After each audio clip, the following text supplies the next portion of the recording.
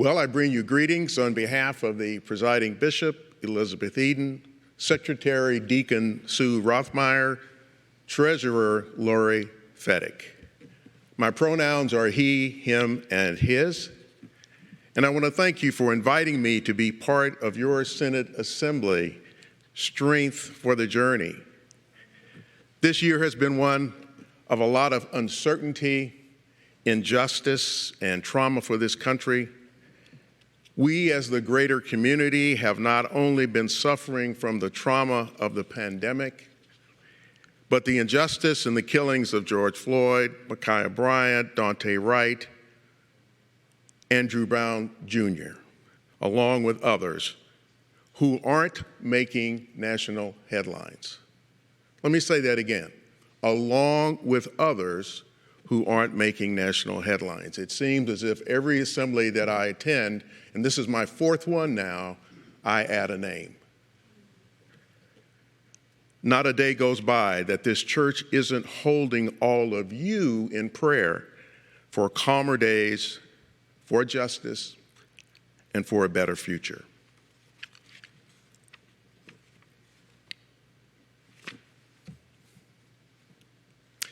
The slide that you see there is it kind of reflects my bio, so I won't go over that, but there are some aspects of what is on there that I'd like to share with you.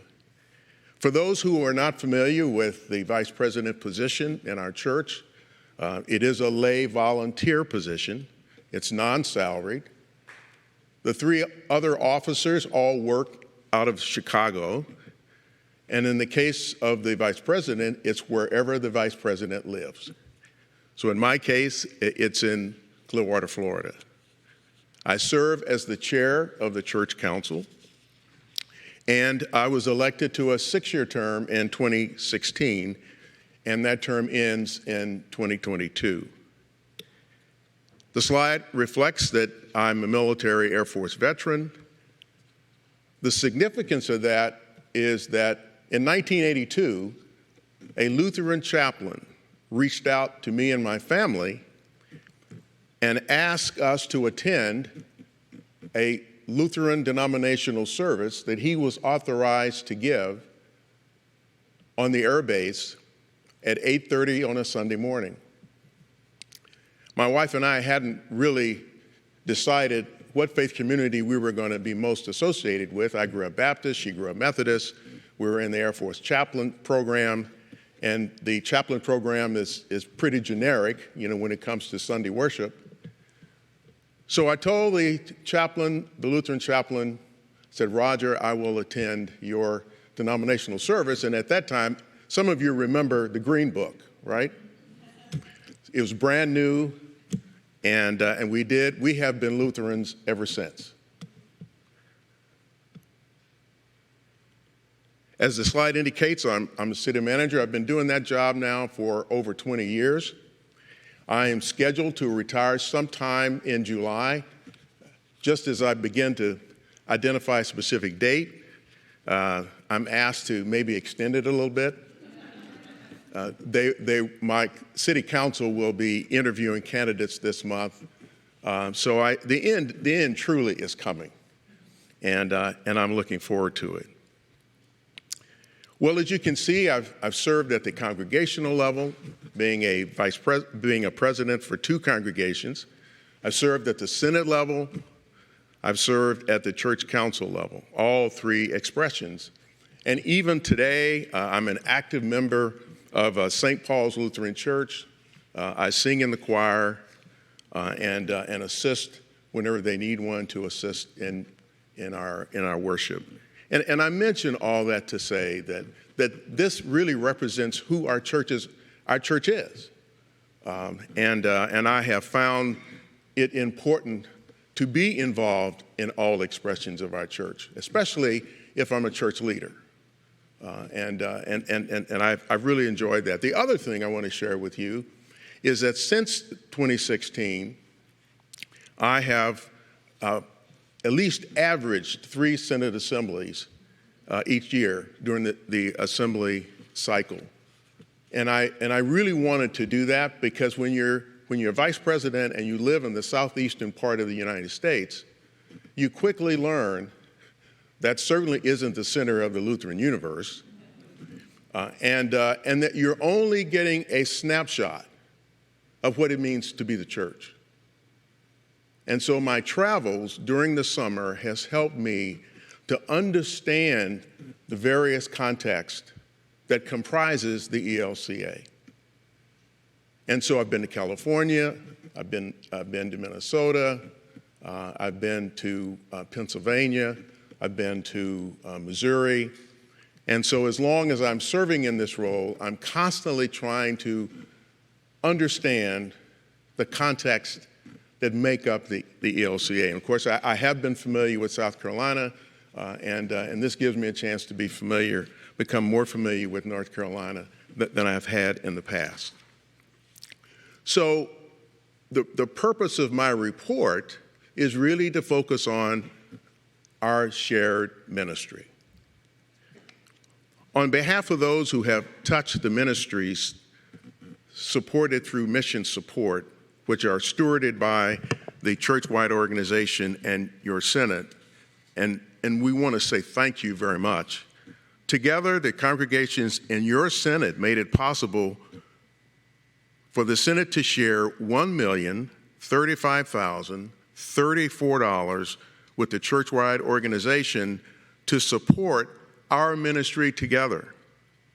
Our deep faith and strong relationships across the ELCA provide the foundation for mission support sharing each year. Altogether, Senates shared a total of $40,739,221 in mission support from all ELCA congregations for the ministries that we share together.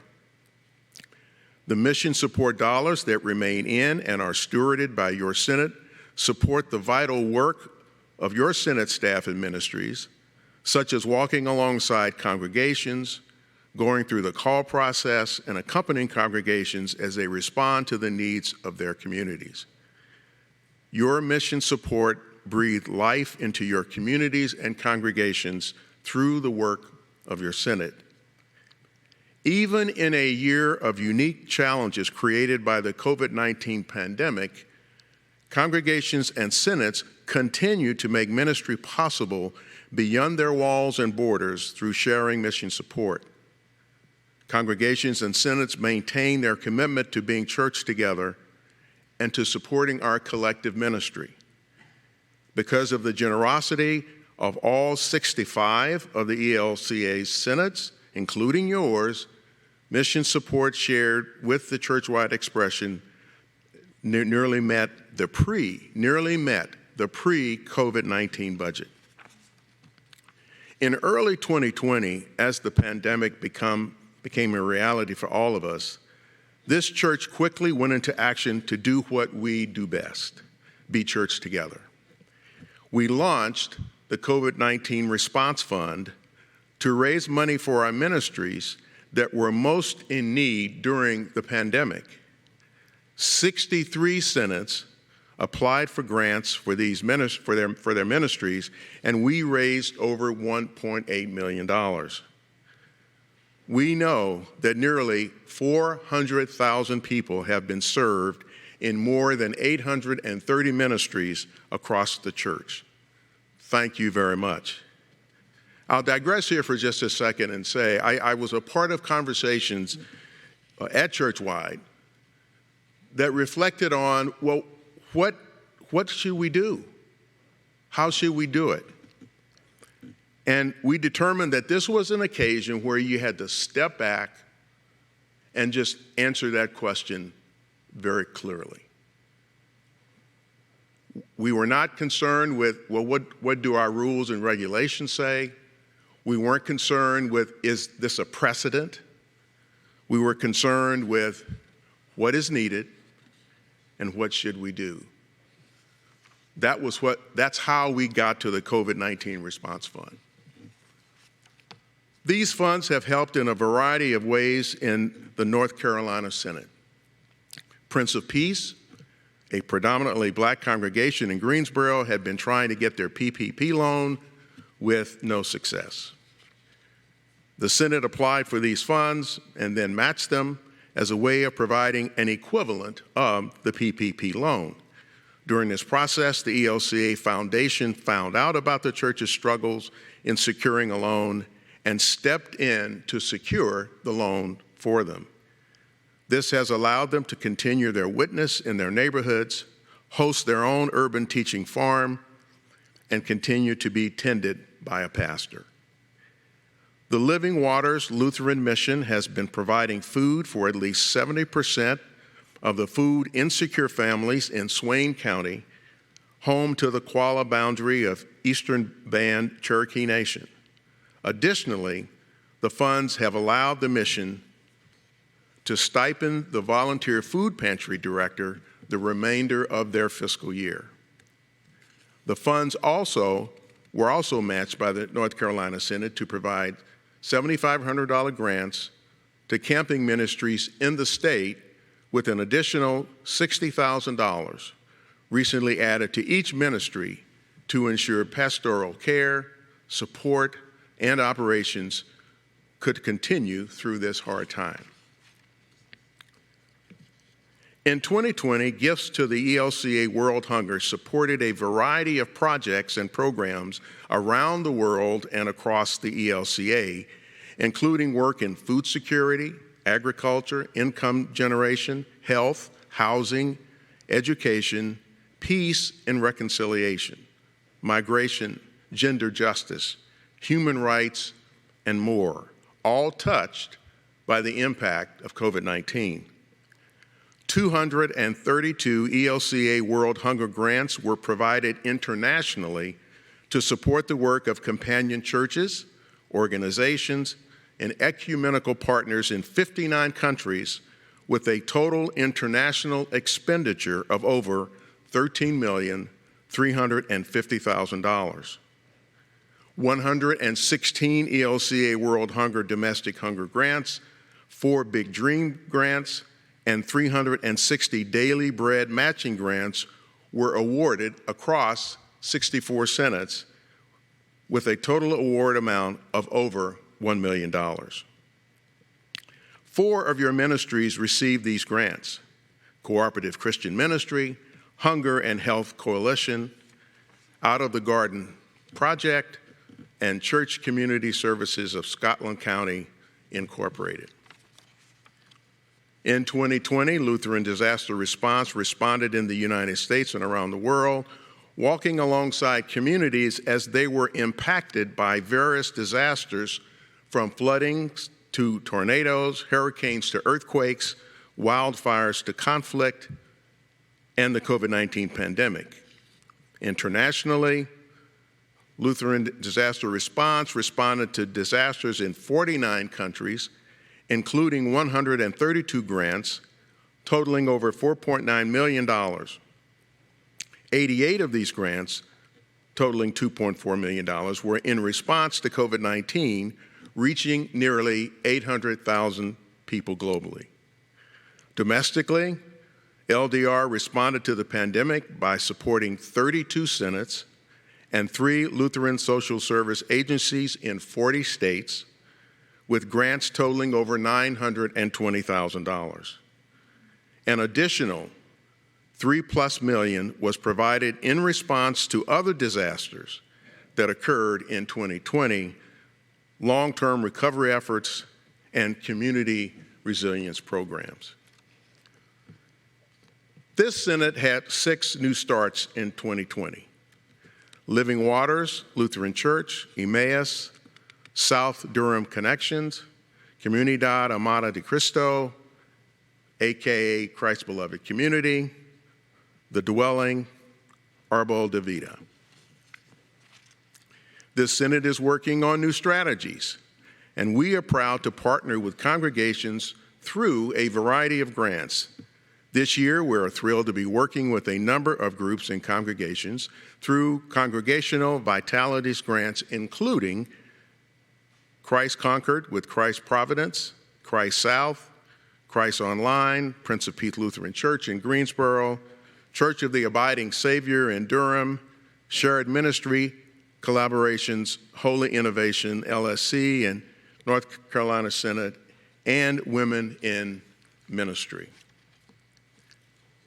This is the 20th year in which the ELCA Fund for Leaders has awarded scholarships to candidates for ministry studying at ELCA seminaries, and the first ever fully virtual awards celebration. For the 2020-2021 academic year, the Fund for Leaders has been supporting 297 candidates for ministry at our ELCA seminaries with just over $2.8 million in scholarship support. Your Senate had 6 new Fund for Leaders scholarship recipients in 2020. Spence Robertson, attending Luther Theological Southern Seminary, Nathan Sliwa and Michael Dixon, both attending Pacific Lutheran Seminary, Rebecca Forrest and Robin Johnson, attending Wartburg Theological Seminary, and Justin Monty, attending Luther Seminary. Your Senate's international companion is Costa Rica and Papua New Guinea, and the missionaries supported by the Senate are Karen Anderson, serving in Chile as Director of International School for Health Education, Pastor David and Alicia Brandas, serving in Mexico, Pastor Stephen Deal and Marta Guerin, serving in Costa Rica as regional representative for accompanying migrant minors with protection, advocacy, representation, and opportunities, or Amparo. You have several members participating in committees and organizations for the Carolina Synod. And I want to say thank you to Reverend Emily Hardner. She's on the church council. I'll make a comment about her later. Reverend Paul Vollner, he is assigned to the Committee on Appeals, and I'm sure was involved in the revision to definitions and guidelines for discipline. C. Carolyn Parrott, who serves on the nominating committee. I think I know this lady, Diana Haywood. She's on the Portico board. And Liza Canino. Reverend Hardner is on the church council, as I said earlier. She serves on the Legal and Constitutional Review Committee. She was part of that class of 23 that was elected to the church council at the 2019 Churchwide Assembly. She looks for, what's unique about her is that she looks for pathways to arrive at consensus on controversial changes or issues. This church council is the most diverse in the history of our church. This church council is going to face probably more controversial issues during their 6-year terms. This church council isn't bashful about taking things on directly. And so we have a leader like Pastor Hartner who plays a critical role in providing the leadership that the council needs. Mission Investment Fund is at work in your Senate. As of December 31st, 2020, there were 13 Mission Investment Fund loans with a balance of $5,602,668, and there were $6,912,494 in Mission Investment Fund investment obligation. Your Mission Investment Fund representative is Deacon Jerry Johnson, who I've known 25 years. And as a special thanks to your Director of Evangelical Mission in this Senate is Danielle Denise. I did attend the Senate Council meeting yesterday, and I kept thinking after hearing her talk, where do I sign up? She has just a tremendous amount of energy and excitement in her words and how she goes about doing her job. I really believe that this is really the purpose behind having directors of evangelical mission. I mean, this is the type of person that I think was always envisioned that would serve in this capacity, helping the church to reach out and talk to others. And of course, I I want to thank you to Bishop Smith for inviting me to be a part of your Synod Assembly. When he and I had talked before, he said, "Bill, I really would like you to come." And I knew at that time that I had to really work hard to make that happen, because the vice president just can't determine where he wants to go. I do have a boss. And so as it turned out, I've known Bishop Smith since we both served on the LTSS Advisory Council. And I think he was a fairly new bishop at that time. And so I really listened very carefully to a lot of what he had to say. And then as a Conference of Bishops, I do attend the Conference of Bishops. So again, we have that time to share and fellowship. And so I'm very pleased of being invited. And of course, your Vice President, Diana Haywood, I have known her, having served as a Vice President, and she has served very long for the North Carolina Synod. Again, a leader among leaders, and so I appreciate, Diana, your support. Well, I was going to foot stomp this next topic, which was the youth gathering, and I was informed by Sandra Klein that he said somebody should tell Bill that North Carolina Synod plays a prominent role in the youth gathering. So I wanted to make sure that I reflected that awareness and understanding today. I went to my first youth gathering in 2018. That's where I got to know Molly Beck-Dean, who was the gathering director. I attended the Multicultural Youth Leadership event. So when I think of youth gathering, I think of both of those. They're two distinct events. MILE precedes the youth gathering. It does provide multicultural youth with some very important leadership development, and then it flows right into the gathering event. I've never been in a sports arena with 31,000 young people. That was quite an experience. It is one of the best things the ELCA does, and it should continue doing this. So that's why I beat a drum, and I hope that you all will continue to support this event as you have had in the past. So now I'm going to transition to some just a few thoughts about separate topics. The first, and I want to reinforce what Bishop Smith said earlier about definitions and guidelines for discipline. The bishops did ask the council, we need to update, we need to revise this document, and so the council had given this task to the Committee on Appeals, and they brought back several drafts that they walked with us along the way, or we walked with them along the way, until we received a document that the bishops supported and the church council supported, and it was the revision was approved at our last meeting. And as Bishop Smith said, it is relevant to all of us. We often think this document, definition and guidelines for discipline, is only focused on our rostered ministers, but is also focused on congregations and individual members. We have a responsibility to be good members. And the revision to this document, I think, is providing some better guidance on how we can address situations that arise within our congregations and with our members. And so I just want to reinforce everything that Bishop Smith said. So if you haven't read the document, my task is for you to read it, okay? I mean that. So as I wind up, I have been the city manager for the city of Clearwater for over 20 years now. In that position, I am responsible for a police department. Our police department has 375 employees. 275 of those employees are sworn officers. And we're about 12% in diversity, whether it's African American, Latinx, or Asian, and women as well. I mean, so we have a diverse police department. Is it as diverse as we would like? No, but we're on that journey. what I want to share with you in light of all of the policing conversations is this.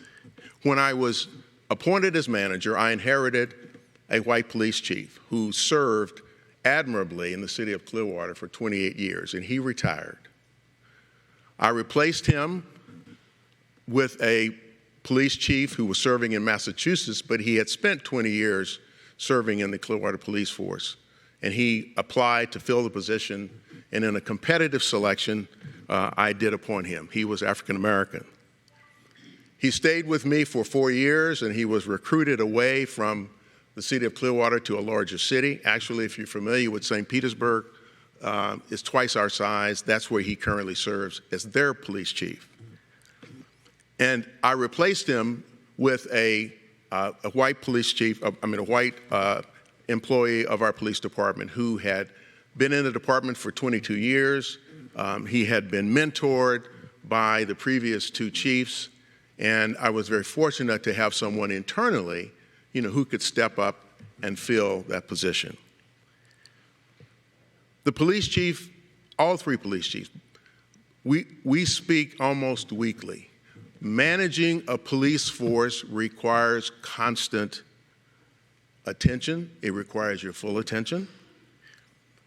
And it also requires support within the community. Everybody wants to feel safe. Everyone wants to feel safe. So whether you are in a white majority community or whether you are a minority community, it's been my 20-year experience that everybody who lives within the city boundaries wants to feel safe, whether it's individuals, whether it's neighbors, whether it's businesses. There will be police reform as we continue to move forward in light of what has happened. But I agree with Bishop Smith. It is not an either-or. We want highly competent, capable, sensitive police officers serving our community. And like everything else that we do, we hold everyone accountable for their work. On the same time, we want our neighborhoods to feel like they are being served well.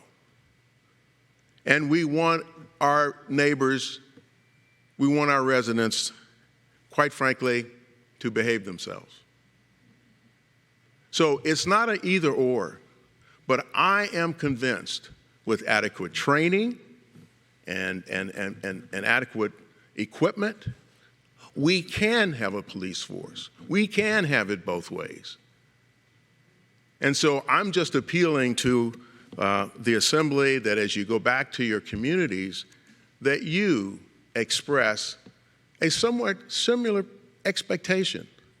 Support your police departments, support the expectation that those departments will provide you with the appropriate level of law enforcement, and certainly hold everyone accountable.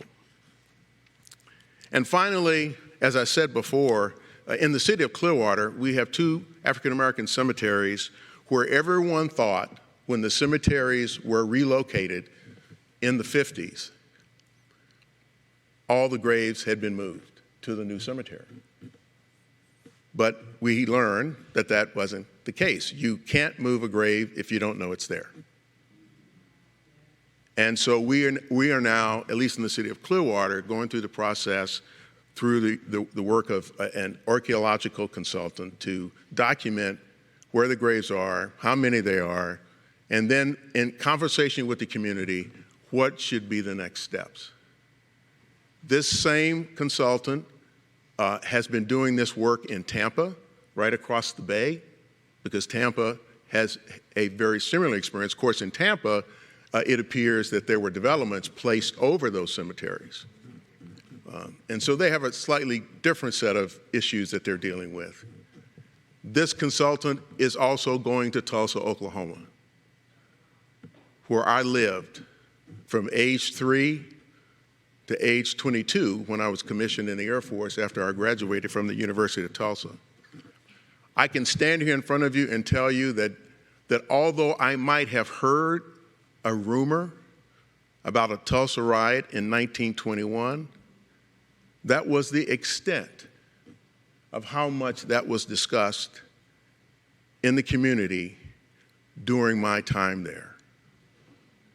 You know more about what has happened in Tulsa as a result of what you've seen on the news media the last couple of weeks than we did, those of us who lived there for as long as we did. And so the Arkansas-Oklahoma Synod is very much involved in the conversation with the community in sorting out how do we heal from the silence and from the devastation that was caused. So the Cardinal consultant is headed to Tulsa to do archaeological work to identify the mass graves that are there. At least the feeling is now that there is some evidence that there were mass graves. Of course, they don't know who's in them, but the story of Tulsa is unfolding, and that community will begin the process of reconciliation. And I just wanted you to know that we have an ELCA congregation in Tulsa, which there's one church in Tulsa that is one of the oldest in the ELCA. I grew up Baptist, so I didn't go to that church, and kind of wish I had, but I didn't. And but anyway, they're very prominently, they're very active in the Synod, and I'm very optimistic that Tulsa will move forward. It's a pretty progressive town, but that cone of silence is something that has really not been in its favor. But now it's no longer a cone of silence. Now the community will come together. Well, that's the end of my remarks. I want to thank you for the opportunity to be with you, and I hope that what I have shared with you has been very helpful. Thank you very much.